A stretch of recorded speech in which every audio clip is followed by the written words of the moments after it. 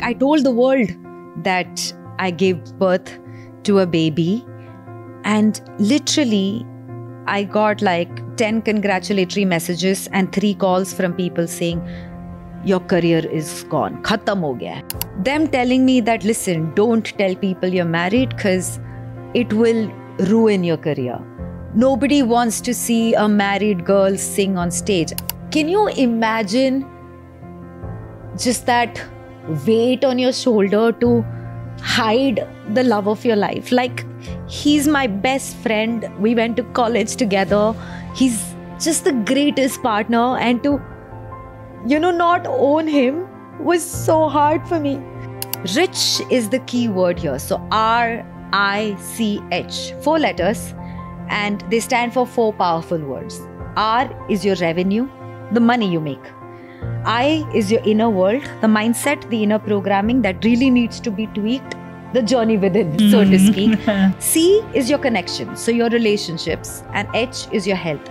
Now, I really very strongly believe that when you are manifesting or when you're enhancing your energy field or you're looking to upgrade one of these 4 pillars, you will consequently upgrade all. So I think it's really important that everybody should take the journey within.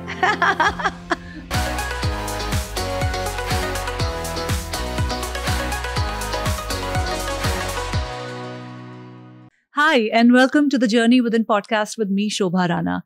This is a podcast where we deep dive into the personal growth journeys of our guests. These are the journeys and stories of self-discovery and transformation. There are really important and amazing insights, experiences, and learnings that we can learn from these stories and apply into our lives. As humans, we have only a set library of 10, 15, 20 emotions that we all can feel. And those emotions are felt by all of us at different situations and circumstances in our lives. What is important is to understand that emotion and to know how to process that emotion in a way that it works in your favor and not the other way. These stories will help you take your journey within. I'm very proud to introduce my today's guest to you. Ambili and I go back about a decade or more. I have seen her transformation journey through these 10 years. She has come out in such a humongous way. She is a very successful singer-songwriter, absolute rock star, and a powerhouse of energy on stage. That's how she's known in the circuit, and she gets called out to different parts of the world for her shows and everything. But an artist that is living a life like that, a jet-setting life, a dream life, what really goes into their personal lives is something that our guest today, Ambili, is going to share with us. She has had her own struggles with depression, her own identity crisis, and her own highs and lows that we can seek a lot of learning from. Please welcome on today's show, the rock star, the dynamite, Ambili Menon. Hi, Ambili. Welcome to the Journey Within podcast. I'm so excited to have you here and have this conversation with you. Ooh, I'm super excited myself. Thank you for having me. Shobzi. I know, man. 10 years, Ambi. Wow. 10 years ago, we had traveled to China for this week-long event where we scaled the Great Wall of China. Yeah, Two strangers coming together, scaling up the Great Wall of China back then, and then navigating through the temples and, monasteries of China and whatnot, man. That was a fun trip. And you being a singer, a performer, a rock star, the kind of energy that you've always had backstage and on stage. I don't think you're two different people. Usually people have a stage personality, but I think you are your stage personality in real life too. Oh, thank you. Actually, I'm going to really take that as a compliment. Yeah, thank you. That is, of course. I meet a lot of people, including myself, who are kind of little different on stage because you do whatever the stage demands. And in personal lives, we are little whatever. But with you, you're like bursting with energy all the time. I think you're the person I know with maximum energy at all times that I've met you. Thank you. Actually, I don't know. I do feel like everything in life is energy. It's not an exaggeration to say, like, for me, that this chair we're sitting on is energy. This mic that we're speaking into, like, everything is energy. And for me, I always feel like I want to be alive with, like, surging with all of that energy inside. And I want to bring that out no matter what moment of the day it is. Because, so here's the thing, like, if I meet you and if I don't know you, suppose I've had a really bad day, and if that's the first time I'm seeing you and we're like shaking hands, you will still get a vibe of my energy. You'll pick up on something. You might probably think she's rude, she's arrogant, or the other way, she's introverted, she's shy. But so I feel like it's my duty, like I for the lack of a better word, but I really feel like I'm morally obligated. Like my soul has this duty to make sure that once you've met me, whether it's the first time or the 10th time, you go back feeling a little bit better. You know that beautiful Maya Angelou quote, a person will forget what you did or what you say, but they will never forget how you made them feel. And I think it's so important. Like when someone meets you, they need to feel good. And I've always been so impacted by the energy of people. Like when we're on stage, right? That great audience, that great, like they're screaming and they're shouting. Yeah. And how many times have you, like, I remember once you like a Shobha, like, you know, like just that feeling of that love, it fills you up with energy. Like it fills you up. I mean, we can call it adrenaline or call it whatever other word, but that has power. Yeah. And I think as humans, we should use that power. Ambili, you have always exuded this energy in like surplus amounts. I've always seen you, like I'm saying, with this energy, but not all days are the same, right? You have your own down days, you have your own bad days, and you've had a series of such bad days at a stretch. So let's talk about that also. That's an interesting question. So yes, I feel like, see, I was not always this person. I'd always been super energetic anyway, but I feel like there was a time in my life when I had to construct that. It didn't come effortlessly. So on stage maybe, or when I was having a really good day, maybe I would be this happy, chirpy person. But in the confines of my home, I mean, I was really different. I was in a very dark place in my head. It was really difficult for me to get out of bed. I mean, there were mornings I've woken up, but I'm just lying in bed, unable to just even go brush my teeth. It was almost always as if, you know, there was this like dark cloud I was carrying around. And now I know that that is called depression. But when you're going through that, you don't really understand what's happening. Like you don't understand why you can't be appreciative of opportunities or good things happening to you. And believe me, like great things were happening to me. Like I was so-called living the rock star life, jet setting from country to country and, you know, living out of suitcases. And that was kind of my dream. But yeah, it was quite, it wasn't what it seemed, you know, because inside my head, I was in a very just unhappy place. Ambili, when did depression really hit you? When did you realize that this is beyond, let's say, a sadness or beyond just general mood swings? So, at around that time, one of my best friend, her father passed away, and he was really young, like he was early 60s, and he was just so full of life and vitality, and it came as a huge shock to me. So I kind of thought that it was because of that. I thought it was because I had never really lost someone before that, you know. So I felt like it was something like that happening. So some of my friends, it was crazy. I had a friend of mine has her birthday the same week that I have my birthday. And we kind of planned a party together, like an hour and a half's drive away from Mumbai. How long back was this? This was in 2016. So it was like there were a couple of incidents that made me feel like, okay, something is off. And this was one of those incidents. I didn't end up going to that party. Like, can you believe a birthday party that is like, I'm supposedly one of the hosts, like the co-host, right? And I didn't go for that party. And this friend is like, dude, there's something really off. Like, who does that? And obviously she felt I had like betrayed, like it was a big betrayal. And I understand that, but I couldn't explain that emotion. Like I couldn't explain to her that just being in a crowd was too much for me. And I didn't want to be mingling with people who, and I don't know, having small talk with them. Like I didn't have that energy to do that. I didn't have it in me. And it was around this time that I was touring the US. Like it was a big tour with Bollywood singer Shanda. So I was performing in this Washington, like the stadium in Washington, and it was a place where 5 presidents of the United States had spoken. So it was this huge deal and this sold out concert. And it was almost kind of everything that I had ever wanted in my life. And I was so sad. Like I remember finishing the gig, going back to my hotel room, and I'm thinking, why hasn't this made me happy? And I think that was the first big, I don't know, like blow in the chest for me. Like for me to sort of sit back and introspect and figure out what was missing in my life.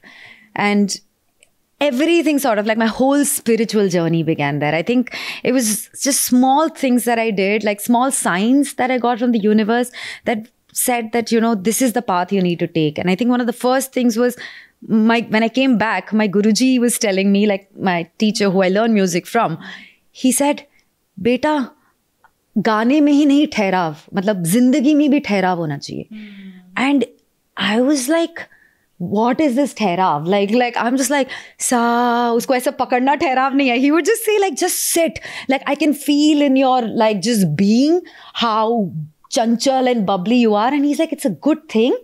But you should also learn to just ground that energy. It's a good thing when you're aware of it and it is sort of in your control, so to speak.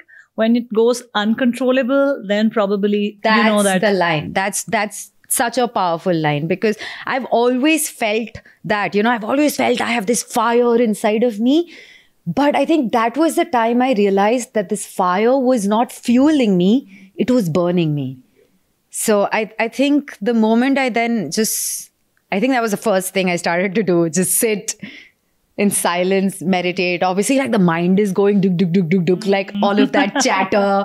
And I was just like, kitna time hua hoga? Kitna time hua hoga? Like, and you'll open your eyes and it's like 3 seconds. I know, I have been there. Yeah. Meditation for me also as a journey started like that, quite funnily. So, you know, like you got someone who told you, your Guruji, that Therav lao zindagi mein. Even I have had my mentors, and at that time, my yoga teacher, he used to tell me that, you know, and I used to tell him that, you know, I have so many thoughts in my mind all the time. You know, people call it creativity, people call it great expression and all that. But when I'm living in that head, I know that it's more than creativity, and it's a messed up version of whatever it is, right? It's a very messed up place that I'm living in my head. So I started meditating too, and you know, when was that journey? This was. I think 2015. So we started kind of around the same time, yeah. And I was just, and whatever else was happening in my life, my personal life, my professional life, nothing felt like a celebration, you know.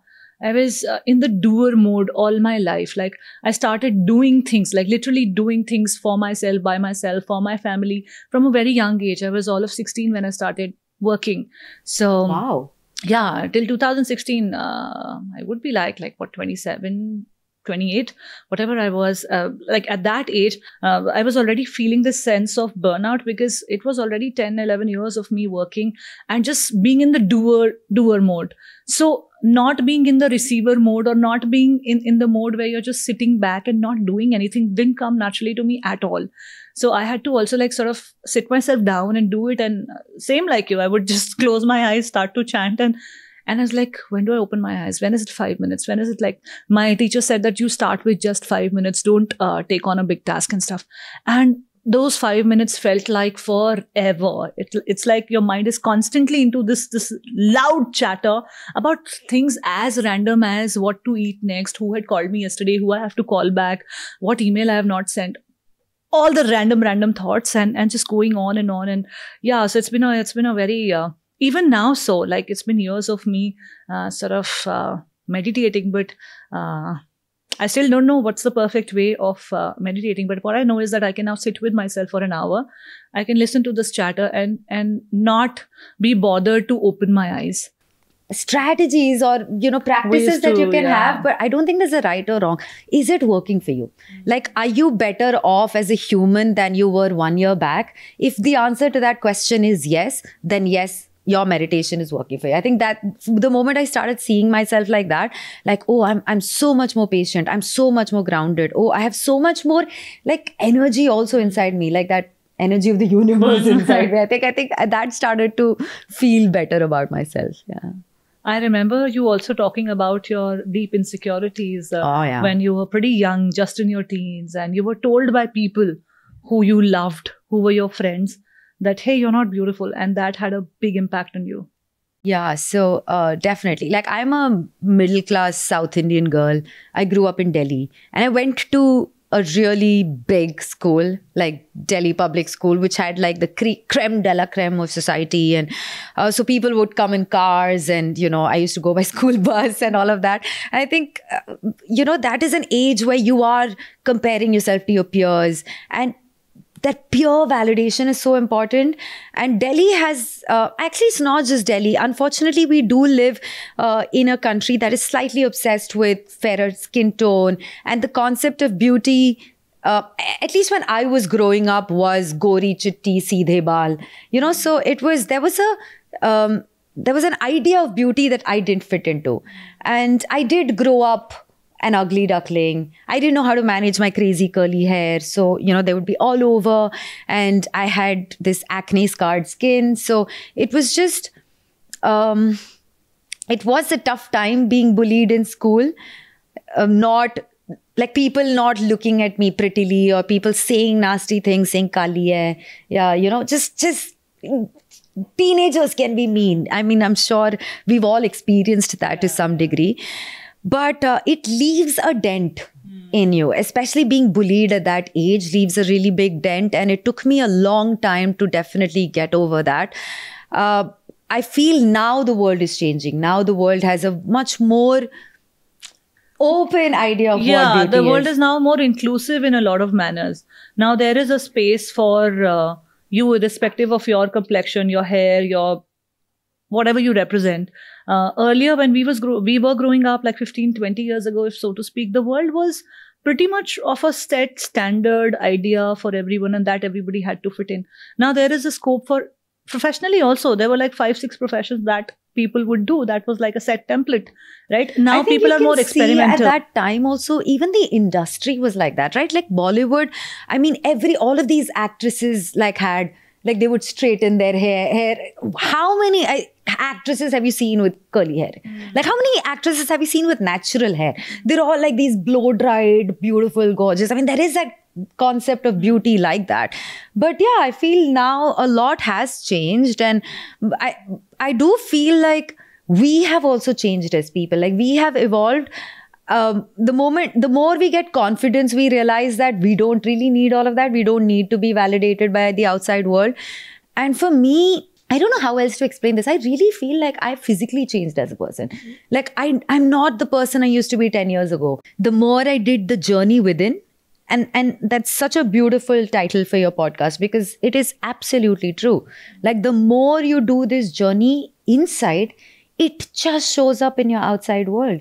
And I didn't even see that change till I started looking at like some of these old pictures of mine. And I'm like, dude, I used to look really different. Like, what happened? Like, how did this transformation happen? But it's actually, it's so powerful, because the more you tweak your inner conditioning, somehow that manifests itself in the outside world. It shows up in everything that you're doing. It shows up in the amount of money you make. It shows up as a kind of like in the success that you have, in the relationships that you're manifesting. How you spend your money. Yeah, in everything. Yeah. In how you're spending, in your interaction with other human beings, in just how you're showing up in the world. And I feel like it is so simple, like these 3 words, like the journey within, like they're so simple, but it's so potent. Because if people realize the power of looking inside, of tweaking and doing this inner work, of really honing the mind, because the mind is what controls the body. Like, everything is in our control. Our health is in our control. I mean, all of those things that we're saying or doing, or energies that we're picking up from everything, we don't need to, because we're putting that negative energy in our body, right? And it's showing up somewhere. It's showing up as diseases, or it's showing up as hip ache or backache. Like, I really believe it.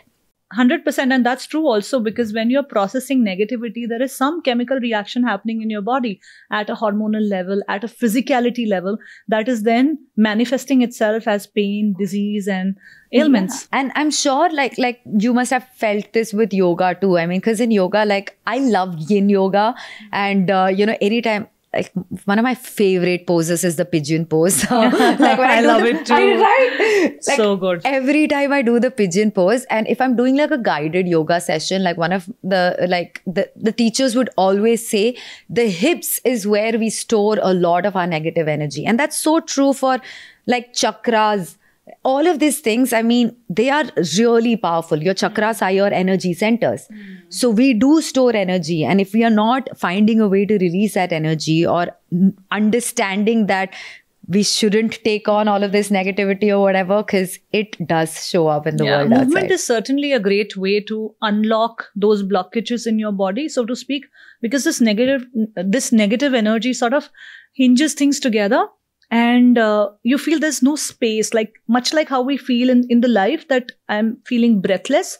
So it's as real as that in your physical body, within your joints also. So when you let that release, that lock open up with movement, could be yoga, could be any other type of movement that one likes, you sort of release that negativity to ease out of your body in some ways. So that's why people start healing when they start any of such practices on a regular basis. People who practice yoga, they heal on a physical level or a mental and emotional level. Now, it has a power to penetrate you deep within. Yoga has that power if you let it too. If you see it only as an exercise, only as a cardiovascular engagement for yourself, it is going to work at that level. How much more can you be involved with the practice? How much more you can let it touch you deep within? I feel the journey within is the ultimate truth of human beings. We all will arrive at that at different places and stages in our lives. What we are talking today might make sense to a few people who are on this journey or are at least in a quest. What we're talking might not make any sense to somebody who's, distant from it. But I feel that the journey within is the ultimate truth for all of us to arrive at and tap into our inner world, because that is where our strongest, deepest, and most potent potential lies. So I'm so glad that you're tapping into that domain. And, speaking of your early days, like you said, peer validation was of so much importance to you. And then peers, whatever they said, that also mattered. And when it was negative things, obviously it played on your self-confidence. And this girl enters into a business as wild, as maddening as showbiz. What happens to this girl then? Yeah. Wow. It's crazy. I mean, can you really imagine 15 years ago, Ambi? I think it was that. There was something, like I spoke about that fire. There was that fire inside of me to prove a point and to be seen. I think people who've been bullied or people who feel like they have been stifled growing up, they enter this phase of adulthood wanting to be seen, wanting to be heard, wanting to be acknowledged by not just hundreds and thousands, but millions of people. So it is definitely a lot of pressure that I put on myself. After I won my reality show, I started traveling around the world, and it was this incredible, blissful life. I was earning a lot of big bucks, and I bought my first car and then my first apartment. And I thought all of these things are going to really make me happy. Like they're yardsticks I had set in my life, right? I'm going to do this by the time I'm 25. I'm going to do this by the time I'm 28. So I set those yardsticks and I achieved all of them. But there was something that always made me feel like I was running from one finish line to the next. Like I would reach a finish line. I was like, okay, I think I'm quite happy. I'm going to celebrate this moment. But there was always another finish line to reach. Yeah. And it took me such a long time to understand that, my friend, there is no finish line. We are never going to reach a destination and think that we have arrived. Like as human beings, we are meant to constantly evolve. We are meant to grow. We are meant to just raise our energy and our vibration and our income and our abundance and our lifestyle and all of that. But if it doesn't come from a place of intent, like if it doesn't come from a place of asking yourself the question, like, why am I doing this? Like, what does all of this mean to me? And then digging deep and deep into the answer, and more than anything else, tuning into the voice of the universe. Like for me, I can't explain it, but it was only when I started to listen to what that voice was trying to communicate and tune out all of the noise. You know, Steve Jobs says that really powerful line, like, don't let the noise of the world drown out the voice of your soul. And that's what I was doing. I was just living this awesome, incredible life, like hobnobbing with Bollywood glitterati, so to speak. But I was feeling so empty inside. And you would have gotten a lot of that validation that you were seeking for from your peers also, because now they're seeing this girl who is dressing up beautifully, who is standing with all these biggies and opening for them and singing all across the world and has fans and people and stuff. So I'm sure you got that validation also. But even when you get that validation, you still feel not enough. I'm sure you felt that too. Of course. I think that absolutely comes from a place of not having self-love, like not having self-worth. Because if you don't love yourself wholly, completely, and you're seeking approval or validation or the need for, just anybody praising you or saying nice things. And if you're feeling happy, that's temporary, right? Just that praise or that, one of my videos did, like, I remember, like, just when my videos would do, like, these lakhs and lakhs and views, and I'd be like, hit 1 million.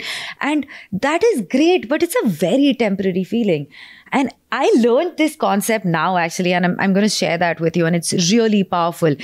So we all have, like, for example, an x-axis and a y-axis, and when something great happens, we go into this bubble and it's this wave that's going up and we're really happy, but that wave eventually does come down because all of us are programmed with a base level of happiness.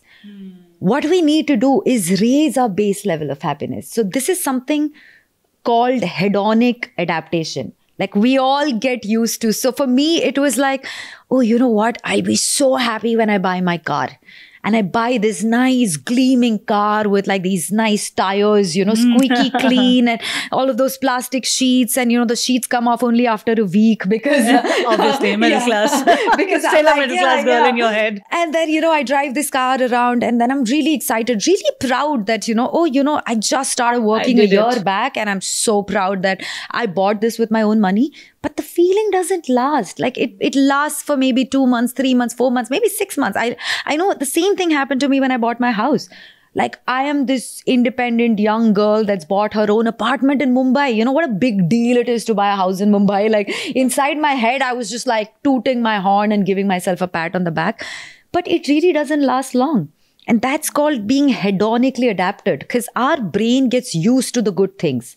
So we get used to at one point of time, maybe someone's objective is, I'm going to earn 10,000 rupees a month. And that becomes, I'm going to earn 25,000. And that becomes, I'm going to earn 1 lakh. You're never really happy because you're always chasing the next big thing.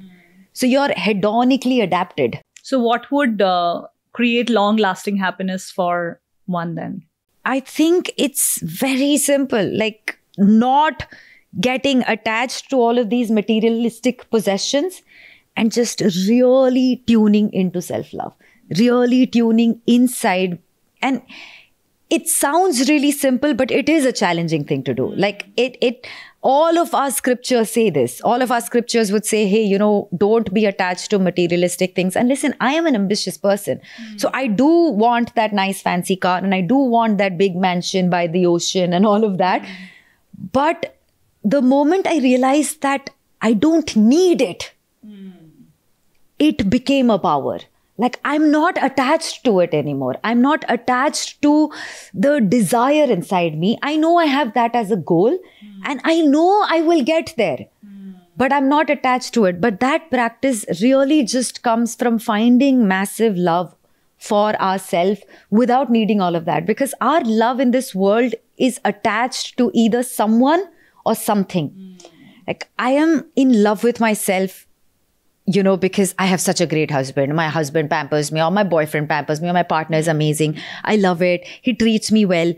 But when he doesn't treat me well, I feel like shit. I feel like crap. That is coming from a place of... So Stephen Covey, have you read this book? 7 Habits of Highly Effective People? Yes, I have. How beautiful when I was is much that? younger, yeah. So he basically calls this, our centeredness.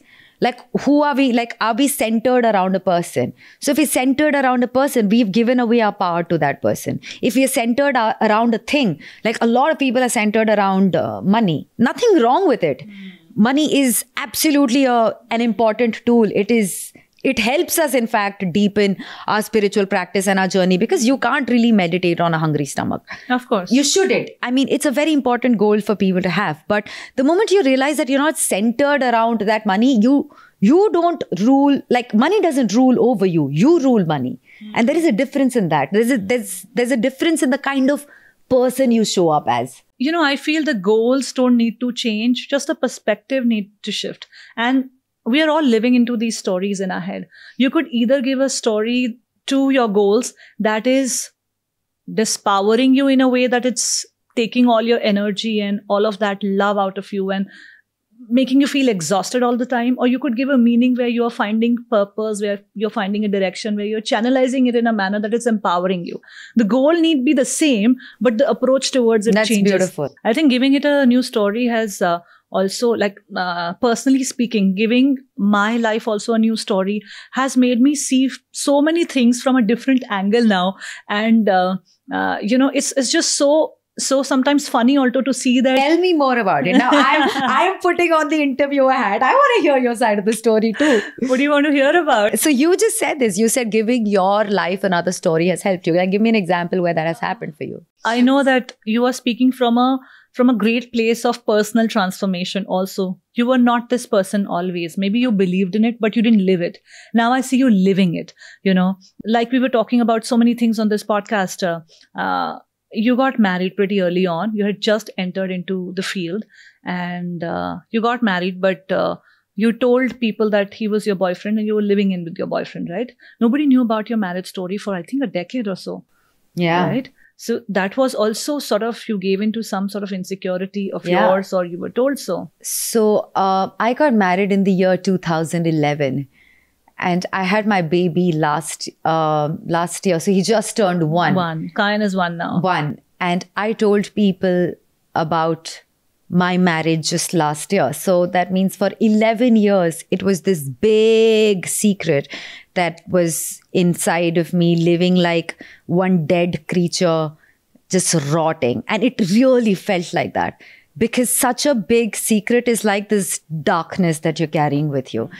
And I feel a lot has to do with the fact that I think my depression kind of was probably because of all of this. Because if you're not living an authentic life, if you don't have the power to, or the courage to just own what's happening in your personal life, and you've sort of put that under the folds, because that's what I was told. Like, I came into the industry as a 20-year-old girl. I was quite a novice, and you're immature, right? You've left home for the first time.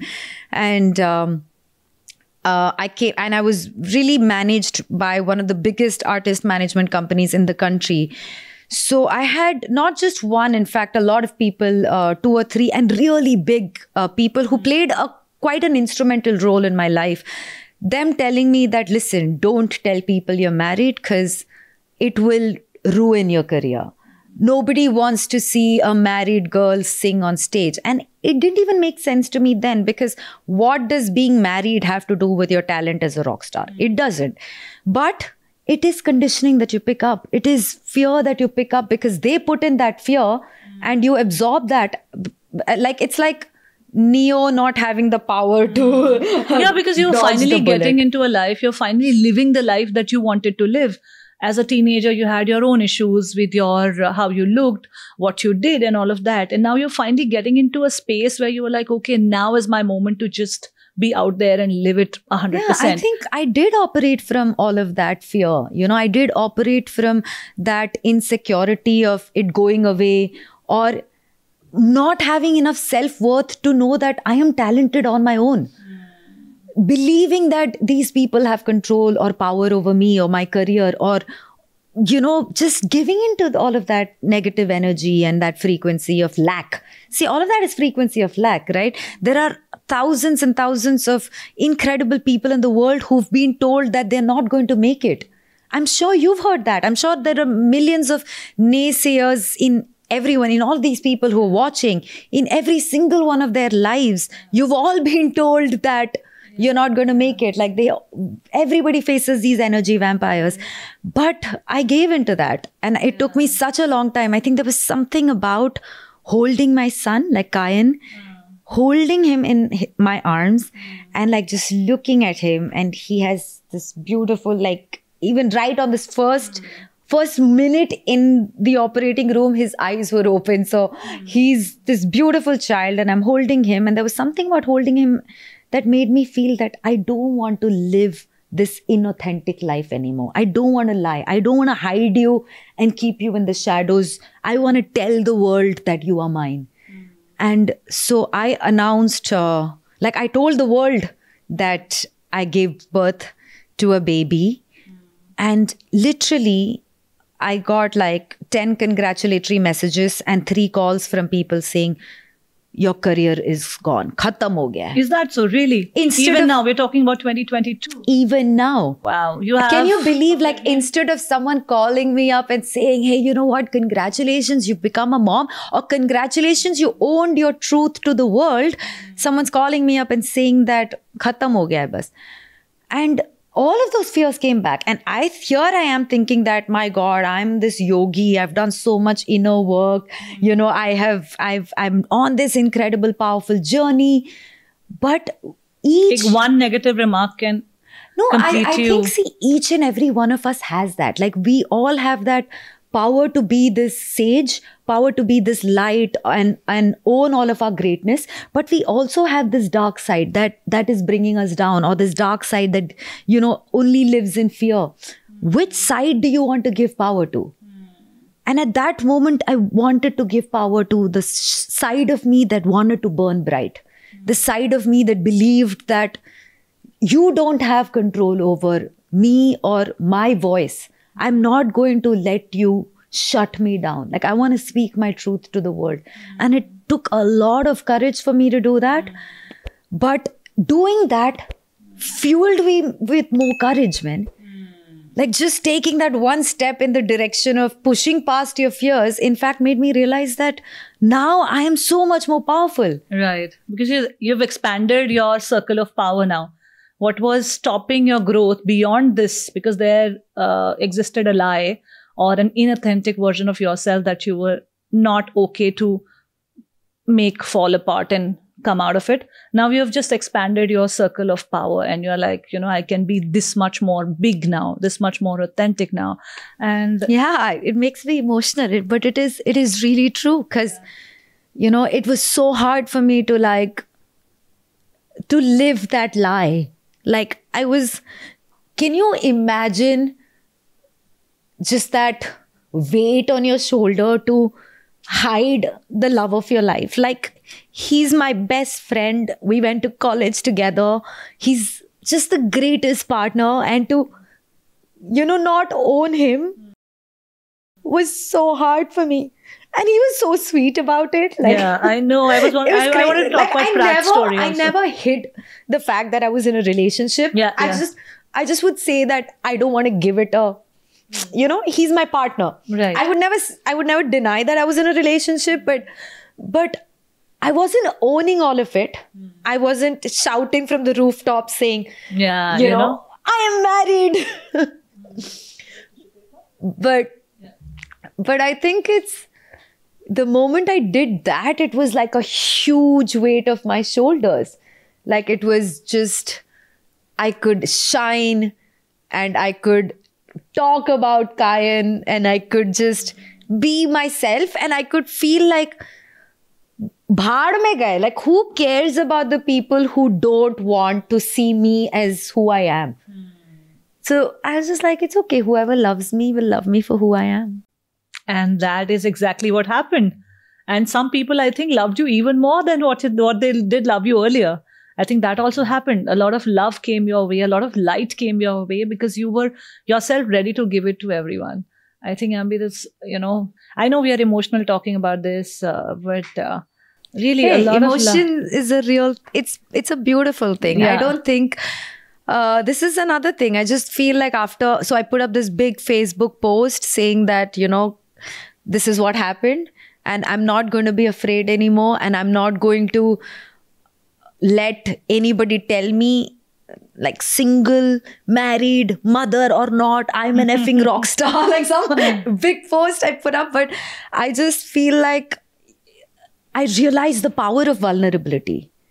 I realized the power of being authentic. Like, just be vulnerable. It's okay to share your story with the world, because we live in a dark place, man. There is so much darkness, there's so much negativity, there's so much sadness in people's heads.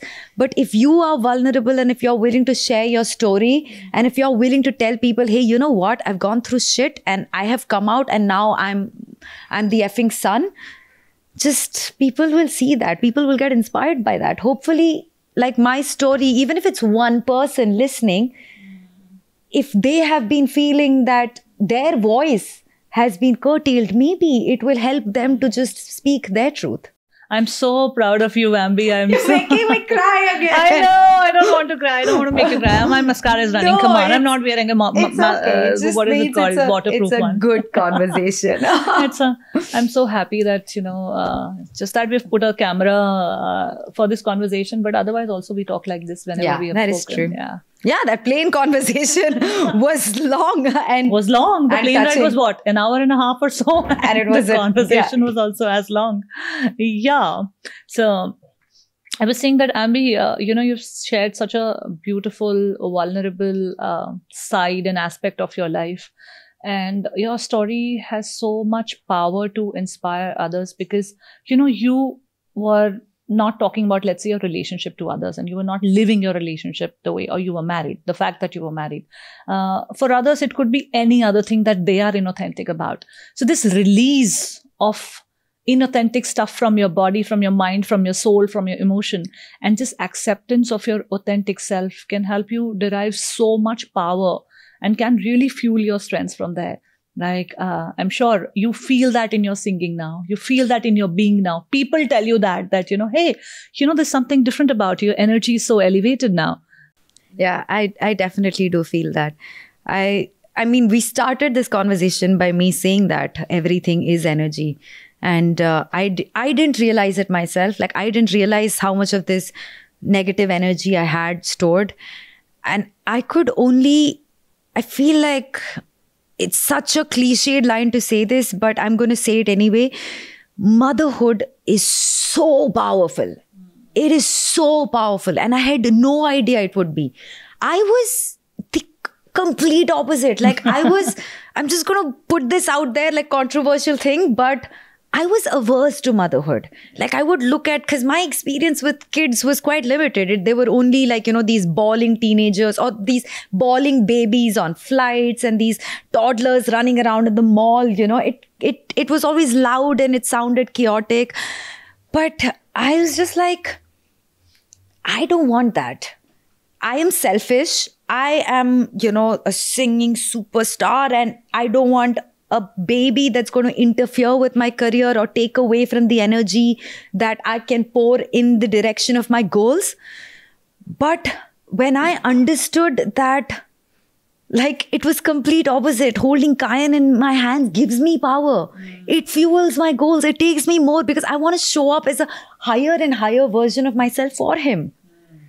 And it is so powerful. Like, it just makes me want to be and do and have everything, because I want to do it for him. Like, it has given my dreams a purpose. So beautifully said. So beautifully said, Ambi. And Kayan is such a precious little baby, and God bless him, God bless him. Prat, your husband, Pratyush,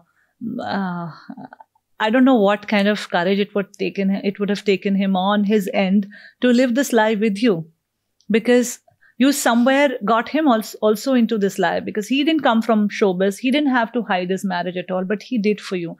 That much love and, I just think that we have such a strong relationship that is based on complete trust.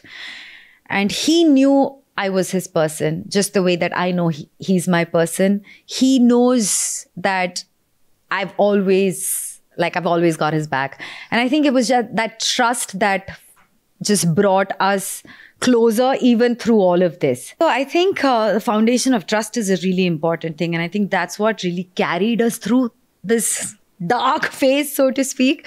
It wasn't really dark. I mean, we've always been a very happy, solid couple.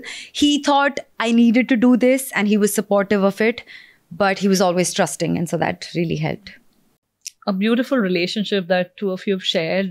Tell me one thing I was always curious to know. I saw you guys backpacking and this trip around Europe where you went to Salzburg and stuff. Was it your honeymoon? No, that wasn't.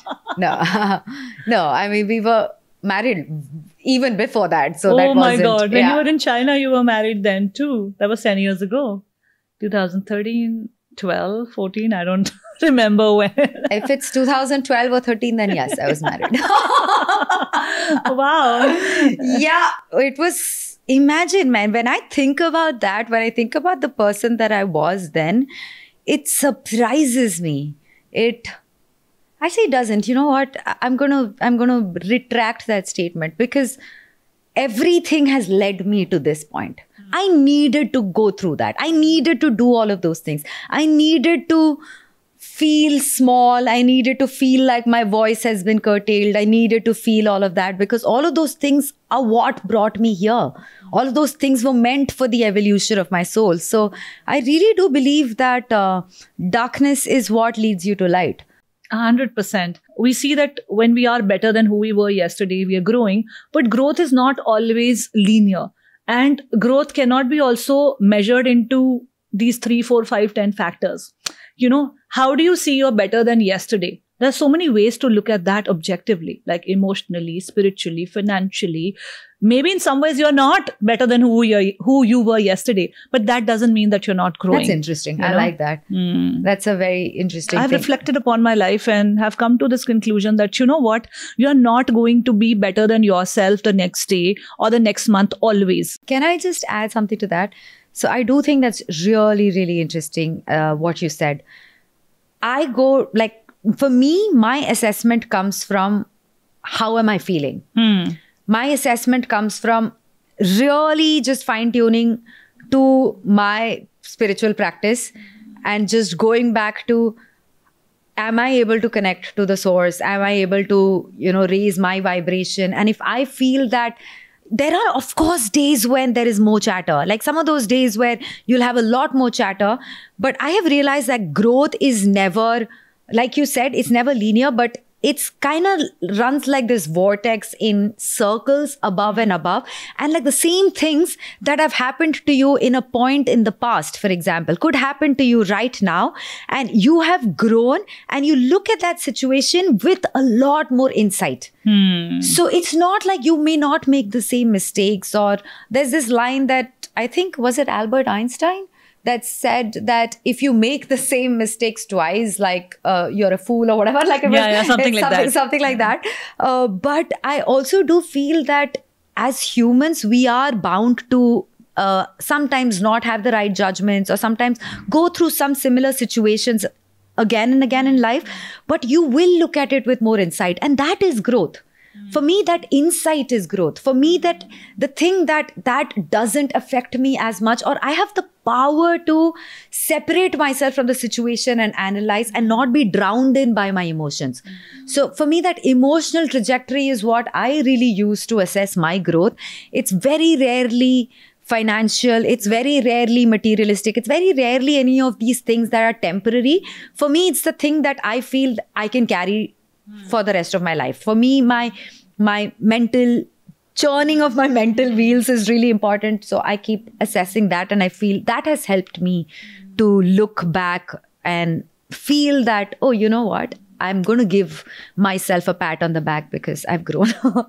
Yeah, I know. It's interesting that we all analyze our growth in these different ways, and rightly so, because we are all different beings and different things have different values to us individually. So as long as you know where you're headed, and as long as you know that your peace is coming out of whatever you are being in that moment and that day, it's all good, man. It's all good, to each his own. It's really interesting that how we all have our own parameters to measure our growth, and rightly so, because we are different beings, different things hold different value to us. But what I feel is that this word competition, even with yourself, is not a good way to assess your growth. This word competition has some sort of a negative connotation to it. And when we say don't compete with anyone, we say it for a reason. Competition is not healthy. So when we project it on our own selves and we compare ourselves with who I was yesterday, I think that is also not a very healthy parameter to look at your own life, because life cannot be the same every day. Your parameters will shift up and down. And according to those parameters, your values that you're assigning for success to different things in your life, whether it's spirituality, whether it's financial aspect of life, whether it's relationship, that is also going to change and shift. So to have the acceptance of that change also, and accepting that growth is not linear, I think that is also somewhere a lot of power lies. I think that's really interesting. Yeah, I like that.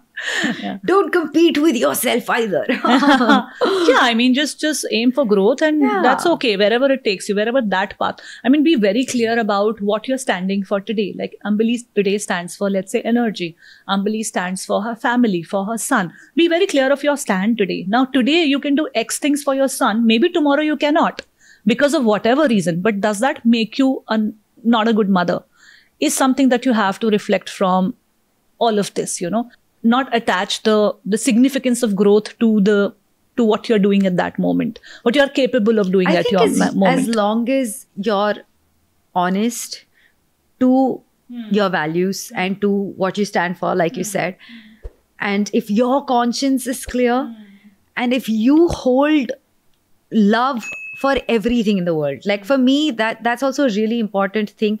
When I feel saying that don't be jealous or don't be envious or don't compete with anyone else, I think saying that is easier said than done, because a lot of times we are pitted against other people, and it's a very human emotion to feel envious or feel jealous, and I know that I have felt that. But what I do is, anytime I feel that for somebody, I immediately become really aware. And in fact, when I write my gratitude, I write that and send more love to that person. Because when I feel that jealousy, or when I feel that resentment, or I feel envy, I'm not affecting that other person. What I'm doing is I'm taking that energy and storing it in my body. What's that doing is it's stopping my manifestation from coming my way, or it's stopping the next level of where I'm supposed to go from. It's blocking that. It's blocking my success. It's blocking my money. It's blocking opportunities, or it's blocking the people that can make those things happen.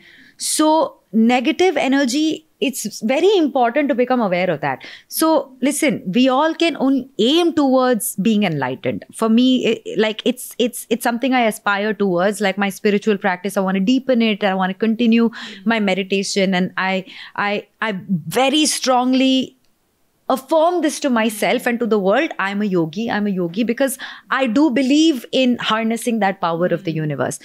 But I also know that as long as I'm in this world, I will face all of these issues, that the negative part of my brain, which all of us have, we all have the light and we all have the dark.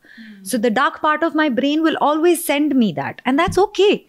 For me, it is to become aware of that. Acha, I just felt jealous. I just was like, अरे इनको ऐसा मिल रहा है, मेरे साथ क्यों नहीं हो रहा? The moment I feel that, I quickly, either if a notebook is not available for me, I'll quickly just sit, do a meditative prayer, and I'm like, okay, I'm sending lots of positive energy. I'm inspired by this. I'm motivated by this. This sends me energy to do better, to changing the story of jealousy to inspiration. Yeah. So the moment I have addressed that and I've shifted that negative energy, I'm putting it away from my system. Because if I put it in my system, it's blocking my frequency. It's blocking whatever I'm manifesting. It's blocking that from coming to me. So I'm shifting that, and I'm saying that, listen, I'm aware of you. I'm aware that my mind is going that way, but I'm channeling the energy of the universe, because the universe is what is sending me. Situations are not sending me things. Universe is what is sending me. And I know I'm a powerful channel to bring all of that. Beautifully said, Ambi. One thing is that you are in the awareness that you are being jealous. And the other thing is that you get a comment from somebody, a judgment from somebody that you feel you need to validate or you need to go by. For example, like you got the comment that, you shouldn't talk about your marriage, reveal your marriage because people are not going to give work to you. Who wants to see a married singer? The comment, let's say, I got was, you've put on so much weight. Who wants to see a big fat anchor on stage? So you've got to lose that. I feel that when such a comment is coming your way, which has sort of a negative energy to it, there are three parts to a comment, any comment. A is the intent, where the other person is coming from. And you know that if he is meaning good for you or if he's just demeaning you, he's rubbing you of your power. Second is the meaning. What actually is the meaning of that comment? As in, reflect that, are you really putting on weight? Or is it just somebody triggering an insecurity of you and you're like, even the small flaws here and there, you can't tolerate about yourself now. So what's the actual essence and the meaning of it? Then third is emotion. Emotion is something that you're like, you're feeling negative about it. You're feeling helpless. You're feeling that is out of your hands. All that is emotion. So I feel emotion is something that keeps fluctuating. So we shouldn't give so much importance and value to it, which we do give, and get into this jealousy and, feeling less than and less off phase. Meaning is also something that we can change. Today I'm this, tomorrow I can be somebody else if I choose to be. Intent is something which is of the utmost importance, because if we can minus the meaning and the emotion out of that comment, it can really take us to a place which is positive, a place which is only speaking about our growth. Do you have the power to see something negative as that? Something which is very critical in a way as feedback. A lot of times when feedback comes in, we have something in us blocking that feedback also, saying that, what, I know better, or I'm in control of what's happening with me. So I've kind of devised this that, if you can look beyond that and if you can see what intent it is coming from, right? You'll not take feedback from any random person just like that. But the intent is pure. Then what can you do about it?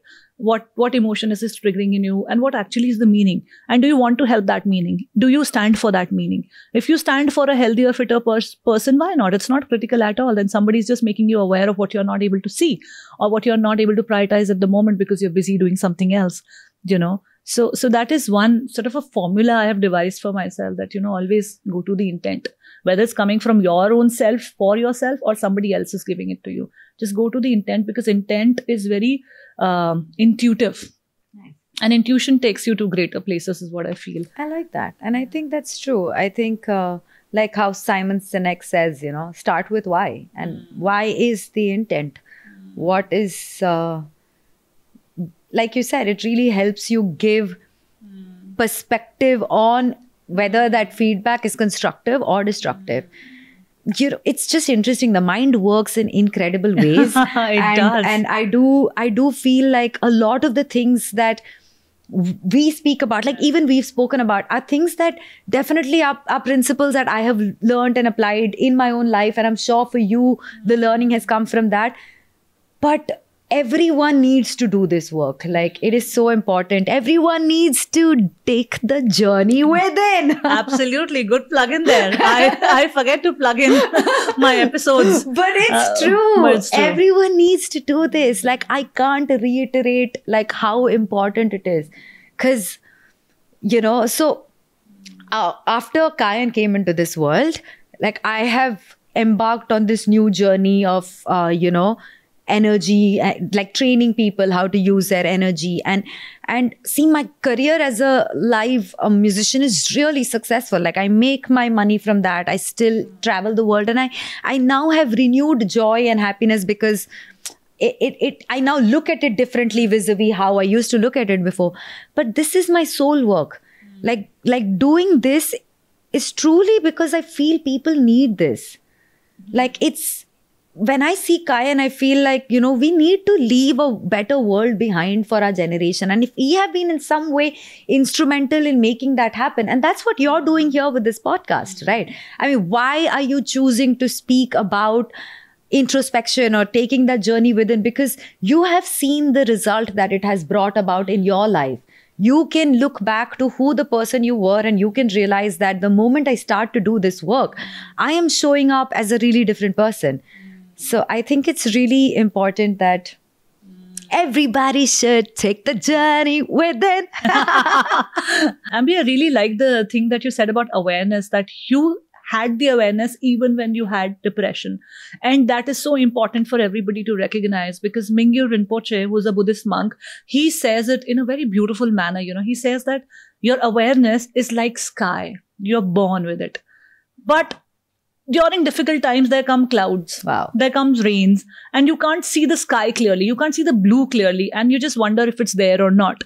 But it is always there. Beautiful. So that's so true. Your awareness, your goodness, your wisdom is always there within you. It's just that you're not able to tap into it at that particular moment. And you can always gain back that power of tapping into it by a little introspection, sometimes with help, but it is very much possible. So that's a good message out there for everybody. Ambi, you are starting your journey as a coach. You're doing courses online. I think one of your courses is already on Teachable, I guess. Yes. And you're already doing this energy work with others. You're also coming up with your own podcast soon. Yes. I wish you all the best with all these amazing things. Those are ahead in life for you. And I give you a lot of love. Thank you, love. I really, really hope and pray that you achieve all that you set out for while maintaining your inner peace, wisdom, and awareness. Thank you. Thank you so much. It means so much to me. I'm so glad we got to do this, and I'm so happy that you are on this journey too. Like, I think it's powerful, and the world needs more light bearers. I really, really believe that. I really believe that this inner calling is something that the universe sends so that we can help more people. We can be of service. And it's, money and fame and recognition and all of that is one facet of the thing. But true legacy comes from how many lives you have impacted, or how many hearts you've touched, or how much value have you added. So I'm in awe of people who do this. So it's kind of quite awesome. Yeah. Ambi, tell me about one of the areas of your life where you are showing up differently as this new aware version of yourself, and how it has changed the dynamics there. So can I plug my course here a little? Answer your question. I'll tell you. So what I actually help people with is I help people enhance the energy in their life that makes them rich. Rich is the key word here. So RICH, 4 letters, and they stand for 4 powerful words. R is your revenue, the money you make. I is your inner world, the mindset, the inner programming that really needs to be tweaked, the journey within, so to speak. C is your connection, so your relationships, and H is your health. Now, I really very strongly believe that when you are manifesting, or when you're enhancing your energy field, or you're looking to upgrade one of these 4 pillars, you will consequently upgrade all 4 of them. So I definitely am a huge believer that how you do anything is how you do everything. So this is a very powerful line by T. Harvekar. I know about it. So he's one of the biggest wealth teachers, like people who teach about wealth energy in the world. So he says this line, and I think it is so powerful because, see, it's a very simple thing. I could be sitting like this and having a conversation. This is energy, right? Like, everything is energy. When I am doing this, it's a different energy. Now, it's okay. I was also sitting like this and having a conversation with you. That is me chilling. But there are people, for example, who, it's a very small but powerful thing. On your WhatsApp DP, you have a photo of you in the shadows. You can't see your face. Maybe it's a beautiful sunset. Maybe it is. The photo is a beautiful sunset. There's just a silhouette of you. Subliminally, you are telling the world you want to hide. You want to remain in the shadows. That is energy that you're sending out to the universe. So how you do anything, which is how you put up a pic, or how you choose to put up a picture on your social media, is also just a manifestation or a signal of how you're doing the big things in life. So never, I feel like I never really think of one area of my life as separate from the other, because for me, if I'm having like a challenging moment in my relationship, for example, it will show up in how I operate in my career. It will, because I am an emotional person, so I will take energy from that pillar and put that negative energy in another pillar. So it could be something as small as my car has a flat. That is also energy. I have somehow sent that energy out, and that has manifested itself in this. So everything is energy. So if one area of my life is flourishing, I will take energy from that and put it into an area of my life where I feel I need more work. But understanding how to do that and really fine-tuning, it's a very, very deep process, but you really need to fine-tune. Like, I mean, for me, I have always just worked on maintaining all 4 of these pillars, because if any of them is amiss, I am not living as the highest version of me. I am operating at 75% capacity, for example, because each of these pillars are 25, and they whole make 100. So it has not just shown up. Like when I was going through depression, like my career was amazing. And my relationship, so to speak, was amazing, but my inner world was messed up, and consequently, it tarnishes the other things. Like it's like this little creeper that's growing up, and then you don't realize it at the first, but then you start to see the holes, and then you start to see like the leaves are rotting, and it takes a lot of time and awareness to get that. Oh, okay, because we're always in that finger pointing thing. Now you did it. So when I was depressed, I was just like always playing the victim. But once I realized I had to upgrade that area, consequently, I just felt like all of my other areas also did blossom. So I wouldn't be able to pick up one thing or one area where it has shown up as. I really do feel like I constantly do this evaluation of where am I standing here. Like after my delivery, I know that my health was a really big thing for me, because I had put on a lot of weight, and I wasn't feeling that good about myself. Like, because I'm a yogi, I can do a headstand, I can do this. And I was just like, I couldn't do any of that anymore. And so, yeah, it makes you like question your strength and stamina. But I knew I had to put in energy into that pillar, and then, yeah, just get my health back on track. Get your 100 back. Yeah, get my 100 back. Yeah, baby, I like that. I like that line, actually. Yeah. Get your 100 back. Yeah. Of course. That's a good line, yeah. Ambi, we have spoken about so many amazing things, and I know that your career is successful as a life coach, and you don't need to do this energy work that you're trying to do as a coach with others. We can say that we are, in a way, like we've earned it, but we are in a way privileged that we have our monies coming in from, the work that we do. And all of this that you are doing, or maybe I'm doing, is only from this pure intent of making this world or leaving this world as a better place than what we received it in. That's the only intent out there. Having said so, I want to also understand your definition of success today. Wow. Tricky one there, girl. So for the longest time, like millions of others, for me, success was pretty much, the millions in my bank account, or the nice car to drive, or, doing international holiday destinations and all of that. I had given success the materialistic angle.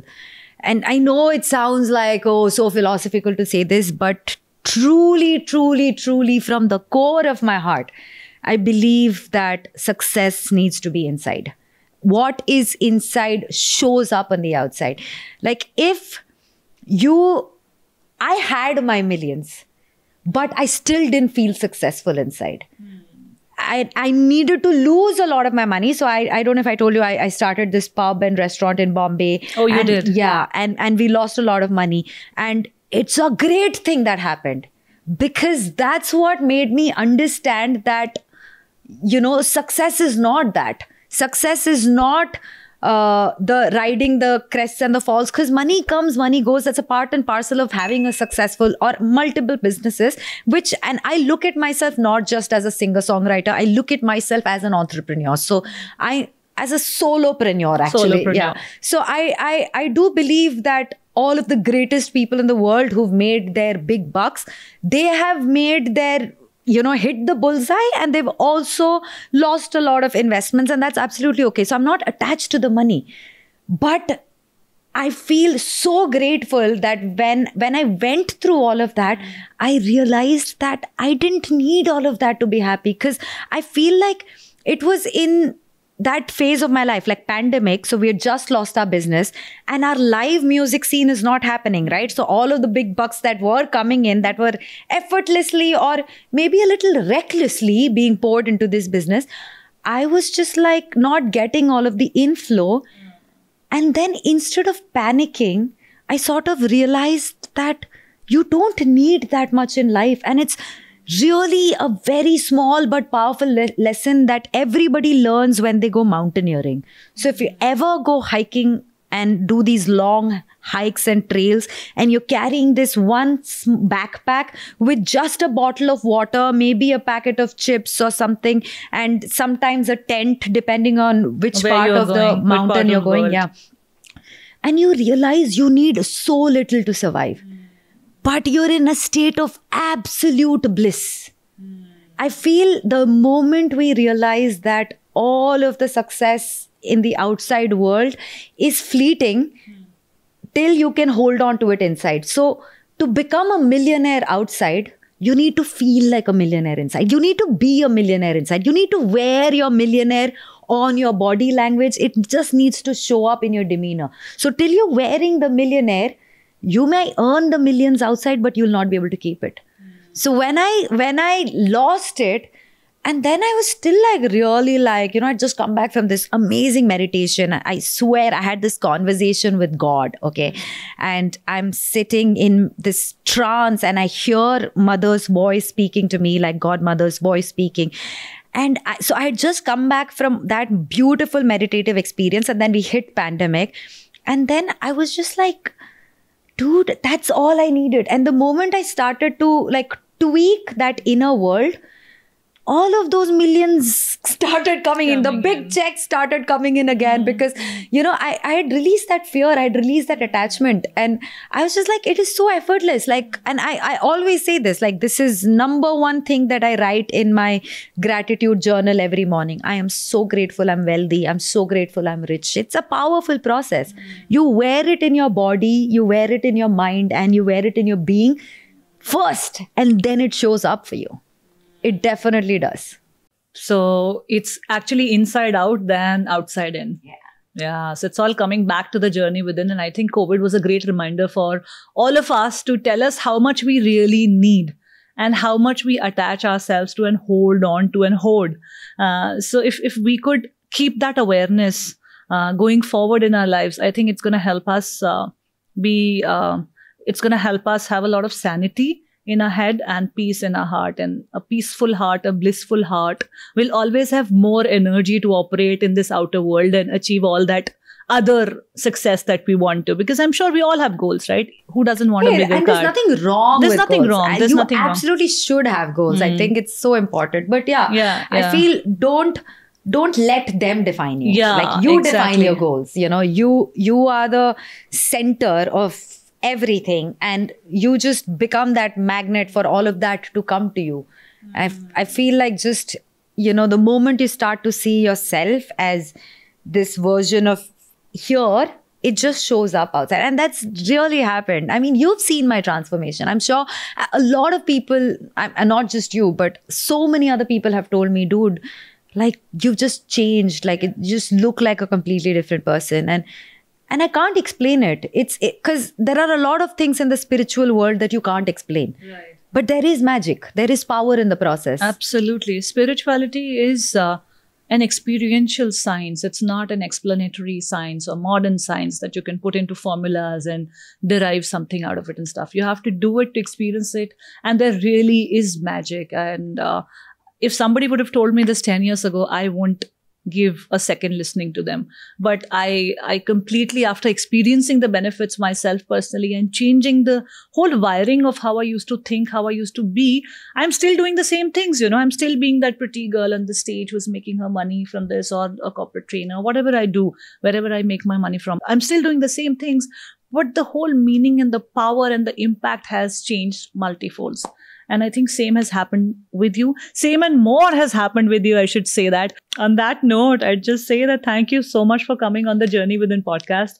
It really means a lot to me. The way you opened up, the way you didn't let an iota of self-doubt or anything stop you from sharing your most vulnerable story. I really hope and pray that you achieve all that you set out for. More power to you. Thank you again. Thank you for having me. Seriously. Thank you so much for watching this episode, guys. We started the episode on real high energy. In between, there were moments of vulnerability. We did end up tearing up. But there were a lot of life lessons and insights about authenticity, about personal growth, about deep diving into your inner potential and living your best possible life. If you're liking what we are doing at this channel, The Journey Within, please do support our channel. Like, comment, share, and subscribe to the channel. And keep giving your support. Thank you again. See you in the next video.